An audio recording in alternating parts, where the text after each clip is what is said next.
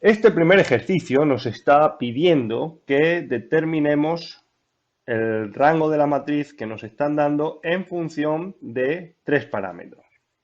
Nosotros sabemos que para determinar el rango de una matriz lo que tenemos que hacer es escalonarla. Y además, en el estudio del rango, pues no era obligatorio que en la matriz escalonada equivalente a la matriz original, pues los pivotes fueran 1. Por lo tanto, lo único que tenemos que hacer es aplicar el método de Gauss para conseguir escalonar la matriz. Por lo tanto, lo primero que vamos a hacer es empezar haciendo ceros en esos dos elementos de la primera columna. Y como siempre, tomamos como referencia el primer elemento no nulo de la columna, que es ese tío de ahí.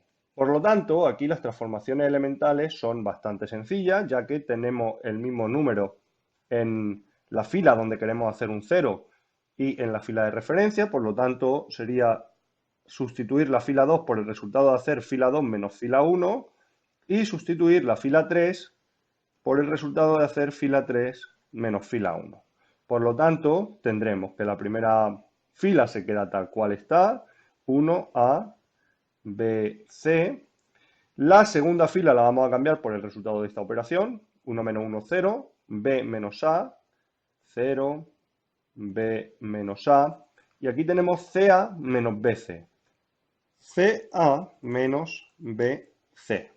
Y ahora hacemos lo mismo para esta tercera fila. Fila 3 menos fila 1, pues 1 menos 1, 0. Aquí tenemos C menos A y aquí tenemos AB menos BC. Tercer elemento menos primer elemento. Por lo tanto, nosotros ya tenemos aquí ceros por debajo de la diagonal principal y lo que tenemos que hacer es proceder de la misma manera para conseguir un escalón en esta segunda columna. Nos quedamos solo con las filas que empiezan a la misma altura y queremos hacer ceros por debajo de un primer elemento no nulo que será el que tomemos como referencia. Por lo tanto, aquí lo que tenemos que hacer sería combinar la fila 3 con la fila 2. La transformación elemental de aquí es combinar la fila 3 y la fila 2. La fila 3 la multiplicamos por el elemento que hay en la fila 2, es decir, B menos A. Y la fila 2 la multiplicamos por el elemento que hay en la fila 3, C menos A. Como tienen el mismo signo, se resta. Y ahora tenemos que hacer esta cuenta. Y esta cuenta pues sí que nos la podemos hacer aparte, pues porque contiene muchas operaciones.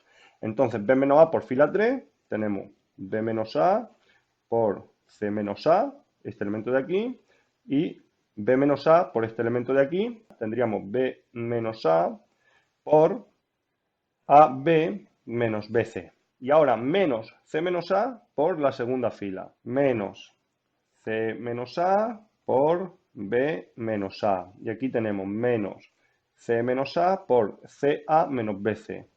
CA menos BC. Y ahora sumando, estos dos elementos son iguales, se nos van y tendremos que simplificar esto de aquí. Por lo tanto, yo lo que haría sería sacar factor común. Esto de aquí podemos tener B menos A y aquí tenemos un B factor común, B y aquí tenemos A menos C. Y aquí tenemos menos C menos A y aquí hay un C factor común, C, A menos B.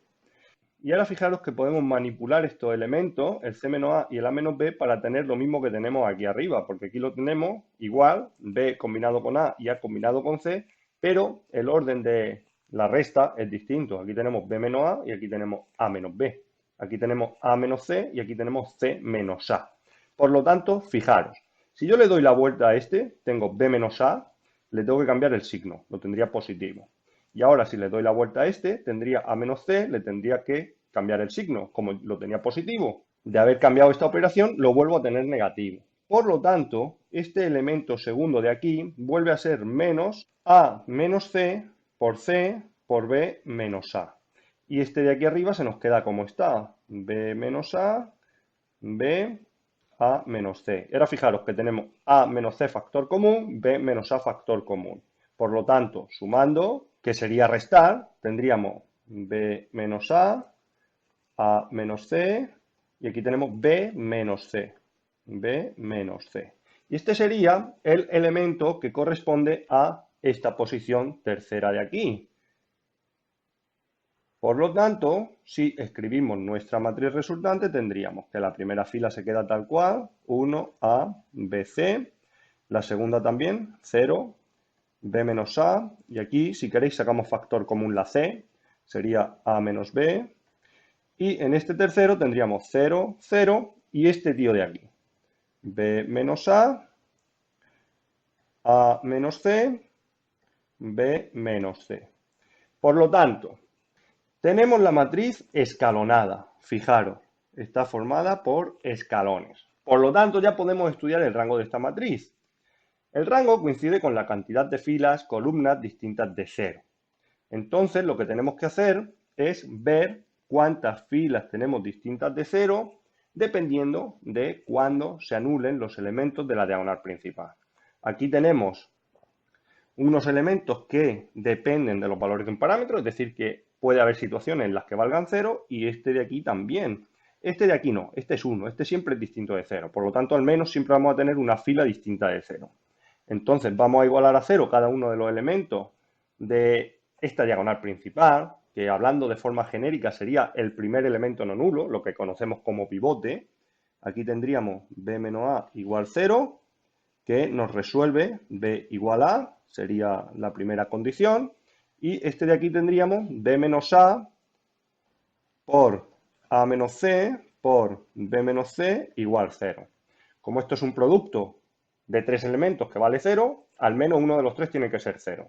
O bien b menos a vale 0, o bien a menos c vale 0, o bien b menos c vale 0. Si b menos a vale 0, pues b igual a.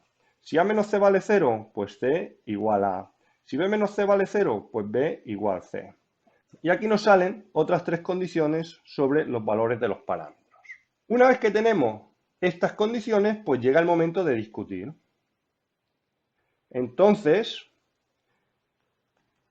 pues tenemos sencillamente, primera situación, si, fijaros que aquí tenemos b igual a y b igual a dos veces, por lo tanto las condiciones son las que nos dan estos tres elementos de aquí. Si b distinto de a, c distinto de a y b distinto de c, entonces ninguno de estos tres elementos de la diagonal principal, ninguno de estos tres pivotes es nulo. Por lo tanto, el rango de la matriz, no le hemos puesto nombre, la podemos llamar A, el rango de A va a ser 3. Ahora, ¿qué pasa si sucede alguna de estas cosas? ¿Qué pasa si B es igual a A? Pues si B es igual a A, nosotros, esta matriz que tenemos aquí, se nos quedaría 1, A, AC, 0, 0, 0, porque si aquí B igual a menos A vale 0, y lo mismo pasa en esta tercera fila. 0 por lo que sea, 0. Por lo tanto, el rango de A sería 1. ¿Qué pasa si B igual C? Pues entonces tendríamos 1 a C cuadrado, 0, C menos A, C por A menos C, y aquí tendríamos 0, 0, 0. Por lo tanto, aquí tenemos una nueva situación, y es que en este caso, pues vamos a tener una matriz que está escalonada, fijaros, pero cuyo rango va a depender del valor que tenga este elemento de aquí.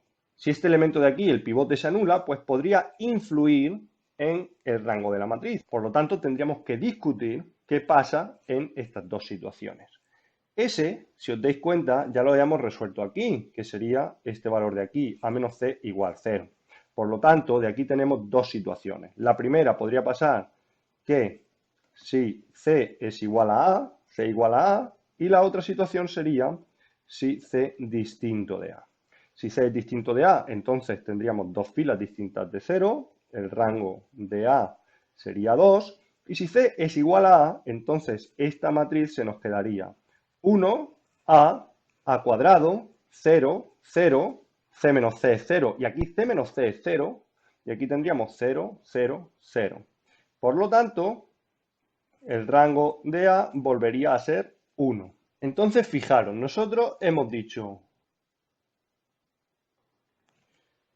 Cuando B distinto de A, C distinto de A y B distinto de C, cuando B vale A, pase lo que pase con las relaciones entre C y A y B y C, cuando B igual C, que dependerá de C igual a A y de C distinto de A, y nos faltaría ver una situación que sería el C igual a A con el B distinto de C. Entonces vamos a verlo. Vamos a duplicar esta página y vamos a borrar toda esta parte de aquí. Y ahora hemos dicho que vamos a ver el caso B, C igual a.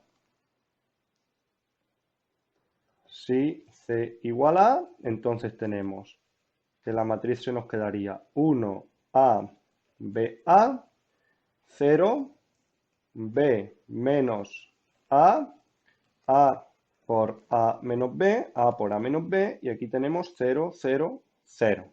Y entonces vuelve a pasar lo mismo que pasaba en el caso este de aquí, que va a depender de la relación que haya entre dos parámetros que aparecen aquí en el pivote. Es decir, que volvemos a tener esta matriz escalonada, pero el elemento de aquí de la diagonal principal, pues vuelve a depender de una relación entre parámetros. Si os dais cuenta, es justo el que nos aparecía aquí en el segundo elemento este.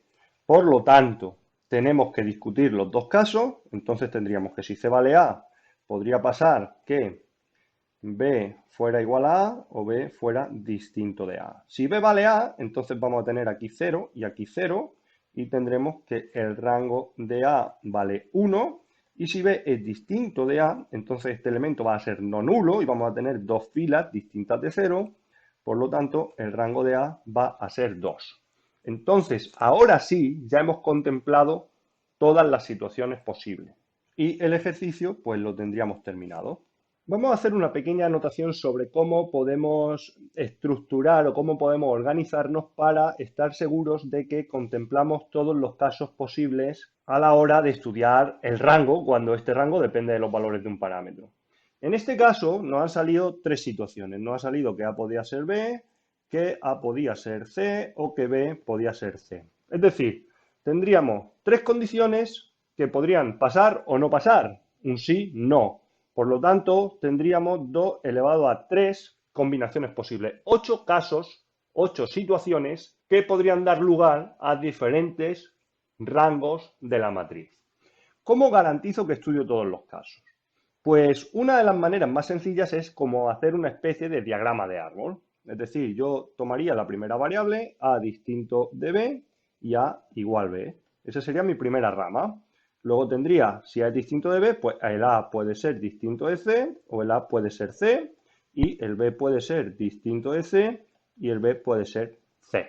Si A vale B, pues la misma situación. A puede ser distinto de C, A puede ser igual a C, y aquí tendríamos B distinto de C, B igual C, B distinto de C, B igual C, B distinto de C, B igual C. Tenemos que tener claro que hemos contemplado todas las situaciones posibles. Vamos a ver el estudio que hemos hecho nosotros y vamos a asegurarnos que de verdad hemos estudiado todas las ramas posibles de este árbol. El primero caso que hemos estudiado era todos los distintos. Distinto de B, distinto de C y distinto de B.